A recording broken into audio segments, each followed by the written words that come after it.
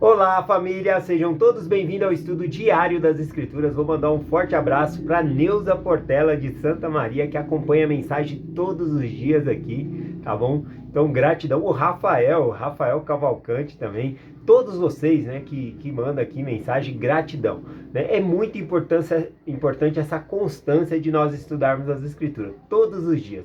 Se eu for perguntar o que foi que eu comi há 2 dias atrás, daqui eu não vou lembrar. Né? Mas eu sei que o alimento que eu comi há 2 dias atrás susteve o meu corpo, trouxe energia, saúde, né? Então trouxe uma resistência física. Então é importante. Às vezes nós não vamos lembrar o que nós estudamos 2 dias atrás, talvez nem o que almoçamos ontem, né? Talvez não vamos lembrar o que estudamos ontem. Né? Eu gratidão os comentários de vocês aqui falando. Né? Teve uma irmã que comentou aqui, né? Agora eu entendi melhor, né? O que significa tornar-se como uma criança. Então é muito bom a gente estarmos juntos e estudarmos as Escrituras. O mais importante é essa constância, tá bom? De estudarmos todos os dias. Vamos lá para o nosso estudo aqui de hoje.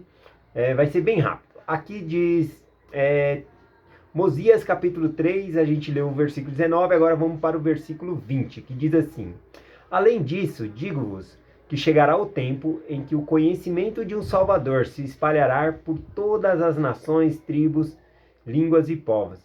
Bom, nós vemos que a nação dos nefitas, eles tinham um privilégio de conhecer melhor sobre Jesus Cristo. Tá bom? Eles tinham revelações específicas sobre Jesus Cristo. Então, inclusive, eles guardavam a lei de Moisés, mas já sabendo o que significava Jesus Cristo, aguardando, né, Jesus Cristo ali. E aqui, o rei Benjamim fala que chegaria um dia em que nações, tribos e línguas, né, todos teriam conhecimento de um Salvador. E essa época chegou, tá bom? Nós temos esse conhecimento para todos aqui, tá bom? Então ele está falando da nossa época. Ao mesmo tempo que ele vai falar da nossa época, ele vai puxar para a época dele também. Ele vai falar coisas muito importantes aqui. Aqui o versículo 20, né? Então ele diz: Além disso, digo-vos que chegará o tempo. Como que vai chegar esse tempo? É por meio, né, da obra missionária, como ele diz assim, ó, e se espalhará por todas as nações. Como que o evangelho vai se espalhar? Por meio da pregação do evangelho, por meio de missionários, sísteres, tá bom? Então é por meio da pregação do evangelho que o evangelho chega a todas as nações, tribos e línguas. Então ele está enxergando o nosso tempo aqui. Versículo 21 diz assim: E eis que quando chegar esse tempo, ninguém será declarado inocente diante de Deus, salvo as criancinhas, e a não ser que por meio do arrependimento e fé no Senhor Deus Onipotente. Então, ele fala que chegando esse dia, né, ninguém será inocente. Todo mundo sabe quem é Jesus Cristo. Ninguém pode falar, né, ninguém vai poder. O conhecimento que nós temos, que o mundo tem hoje, não dá para chegar diante do tribunal de Deus e falar: ninguém me falou nada, eu nunca ouvi falar de Jesus. Então, o conhecimento, né, ele é espalhado por toda a face da terra, para dar ali a oportunidade para todo mundo, tá bom? Então, ou seja, foi ensinado, é o que ele está falando aqui, né? Sobre Jesus Cristo. Foi ensinado que todos estarão diante de Deus e que também serão culpados, a menos que se arrependam e creiam no Senhor Jesus, né? O Senhor onipotente aqui, conforme ele coloca. Versículo 22. Mesmo nesses dias, depois de haveres ensinado ao povo as coisas que o Senhor teu Deus te ordenou, eles não mais são declarados sem culpa diante da vista de Deus, a não ser que haja de acordo com as palavras que te disse. Então aqui o rei Benjamim, ele fala, e mesmo nesses dias, porque agora ele estava, como ele mencionou um pouco para cima os versículos aqui, que ele limpou as suas vestes, né? Ele não queria ser manchado diante de Deus, a oportunidade dele pregar a palavra e ele não ter pregado. Então ele está ensinando, então ele está lavando as mãos dele, né? O povo que tem que decidir se vai obedecer ou não. Aqui, no caso, ele está preparando o povo para fazer convênios com Deus, que a gente vai estudar semana que vem sobre esse convênio, né? De receber um novo nome ali. Então ele fala sobre isso, sobre que todos, né, nesta época também, ou seja, quando ele fala do futuro, que todos teriam conhecimento de um Salvador, mas eles também já tinham esse conhecimento. Então, por isso que ele fala, e mesmo nesses dias, também eles estavam recebendo esse conhecimento. Então, eles não estão inocentes perante Deus, se eles não crerem em Deus, tá bom? Se não se arrependerem dos pecados. Continuando aqui, versículo 23 e o 24 em diante aqui, diz assim, ó. E agora eu disse as palavras que o Senhor Deus me ordenara. E assim diz o Senhor, elas serão como resplandecente testemunho contra eles, o povo, no dia do julgamento. Por elas serão julgadas, cada homem segundo suas obras, sejam elas boas ou sejam más. Então ele fala aqui que as escrituras, esses ensinamentos, né, as escrituras, o que os profetas falam, será resplandecente, será um parâmetro para as pessoas guiarem sua vida. Então as escrituras estão diante de nossos olhos. Ninguém vai poder falar, eu não sabia disso. As escrituras têm aí para... a Bíblia, o livro de Mórmon é espalhado aí por todos os 4 cantos da terra. Versículo 25 aqui diz, e se forem más, aqui ele fala que vai ser julgado segundo suas obras, sejam elas boas ou más. Todos nós nos encontraremos perante Deus. E aí ele fala aqui, se forem más as obras, eles serão condenados a uma visão terrível de sua própria culpa e abominação. A visão terrível é o reconhecimento que a pessoa tem de que não fez o suficiente, Ou seja, que ela não quis guardar os mandamentos de Deus, que ela não se interessou. Isso vai estar nítido na mente da pessoa, que ela não buscou a Deus, que ela não guardou os mandamentos. Então, por isso que ele fala aqui, será condenado com uma visão terrível de sua própria culpa, e abominações, que fará recuar na presença de Deus, para um estado de miséria e tormento sem fim, de onde não poderão mais voltar. Portanto, beberam condenação para a sua própria alma. Então, quando fala beberam condenação, é porque a própria pessoa ingeriu aquilo.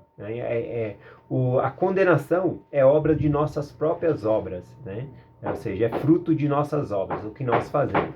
Então, ele coloca bem claro aqui essa parte. Vamos lá aqui, versículo 26. E beberam, portanto, do cálice da ira de Deus, o qual a justiça não lhe poderia negar, como não poderia negar que Adão caísse por haver participado do fruto proibido. Portanto, a misericórdia nunca mais poderia reclamá-la. Então, ele fala de consequências. Assim como Adão, ele comeu, Adão e Eva comeram, partilharam do fruto proibido, a queda veio. É consequência da própria escolha, tá bom? Então, teve essa consequência, e aí toda a humanidade se encontra decaída, mas aqui ele fala que a misericórdia não poderia resgatá-los. Por que ele fala isso? Porque a misericórdia não pode roubar a justiça. A justiça, ela aplica o que é dela, a lei, é justo. Então, se a pessoa pecou, ela tem que ser penalizada pelaquilo. Mas, para que a misericórdia pudesse ter efeito, porque a misericórdia nada pode fazer por esses, porque a misericórdia não pode roubar a justiça. Então, o Senhor, nosso Pai Celestial, a gente tem que colocar como o Senhor como mediador entre a misericórdia e a justiça. Então, esse mediador, ele paga a dívida, que é o nosso Salvador, ele paga a dívida pelos nossos pecados para a justiça. E então, a justiça não pode reclamar aqueles que haviam pecado. Por quê? Porque o pecado está pago. Então, tendo o pecado sido pago, o próprio Senhor Jesus Cristo agora, ele aplica a misericórdia, dando misericórdia para que nós possamos ser salvos. Então, conforme a mensagem do rei Benjamim aqui esclarece, nós somos salvos pela graça, pela expiação de Jesus Cristo.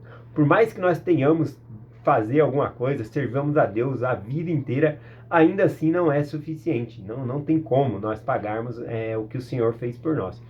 Mas, conforme o próprio rei Benjamim, ele menciona aqui, tudo o que ele requer de vós é que guardeis os seus mandamentos, que obedeçamos à palavra do Senhor. Então é isso que o Deus ele quer de nós, que nós sejamos obedientes aos seus mandamentos.